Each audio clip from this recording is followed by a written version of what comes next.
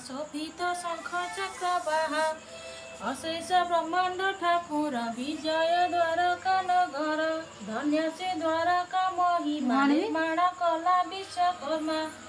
18 वंश लोक जानी अछंती प्रभु संगे नहीं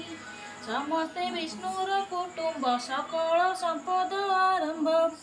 अर्जिले बहु सुता सुत कुटुंब होइले।